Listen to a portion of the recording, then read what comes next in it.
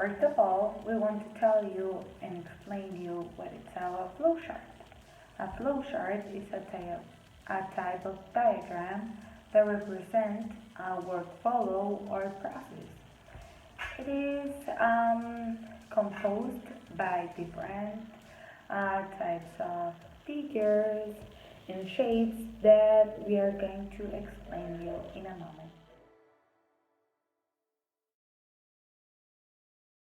To do a low share, the first symbol that we need to use is the start, and this can tell us, like the name says, to start doing it.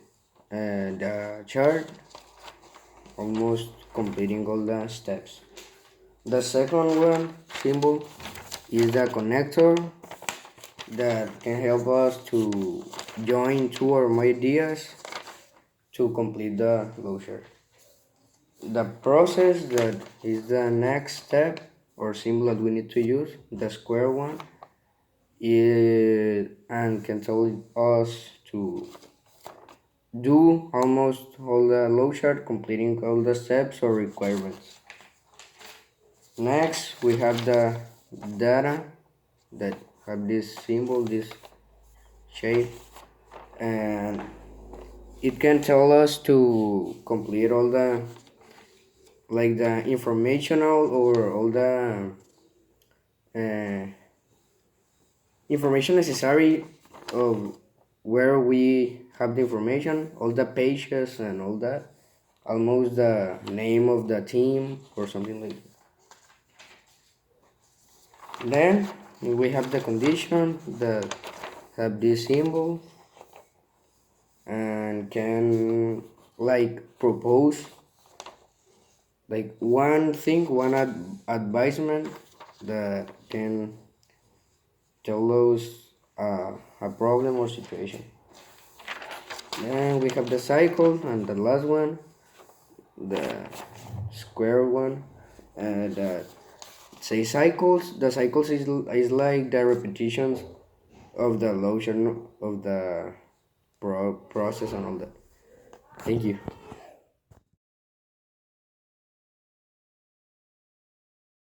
Well, we're gonna start on how do we prepare to go to a picnic. So, first, we're gonna start.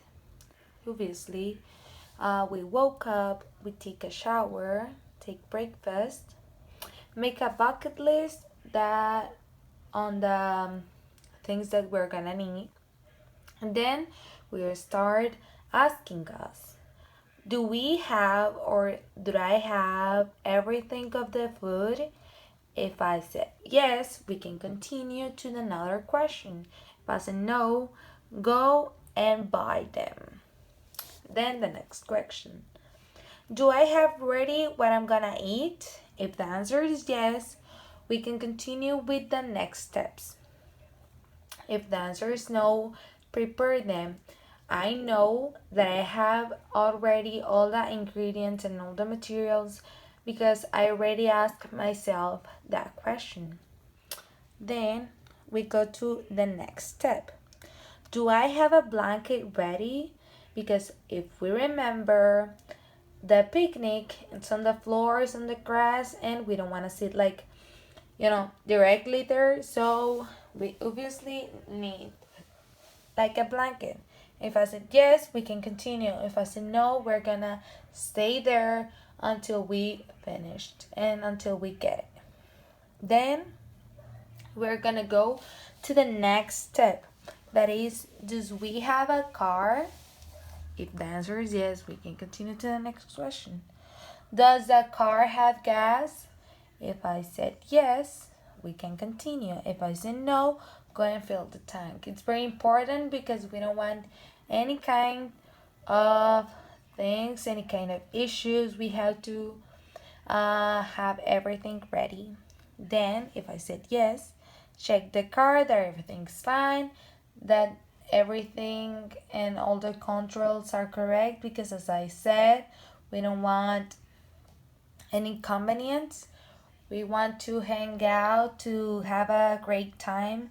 So it's very important. If I say yes, we can continue. If I say no, we're gonna stay there until we get it, because as I said, it's very important.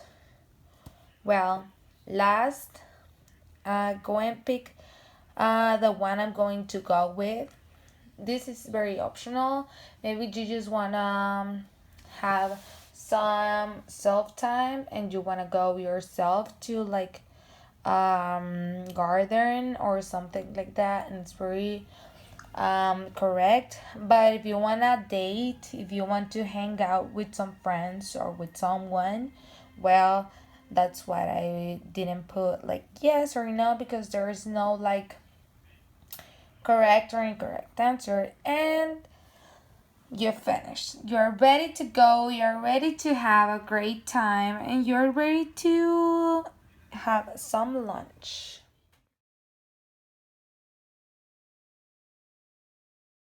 Hi, so now I'm going to answer these following questions. What happens if we don't have the logical steps in an activity? Well, the process is not complete in general, and you can fail, miss some steps, and don't have the right answer that we should have. The second question is, what is the difference between the steps of a daily activity to the steps to the follow in a program that makes the sum of three numbers? In daily activity, you already know what to do because it depends on your necessities and conditions. And in the sum, you just have to follow the rules. The third question, what happens with our previous study? Well, we will fail many times, we will not remember many things, and it will be more probable that we will fail the test. The fourth question, in which other activities can flowcharts be approved? Outside the realization of computer programs. To be organized in our daily basis, and that's it. And the fifth question is, how can we apply it on the preparation of a sports activity?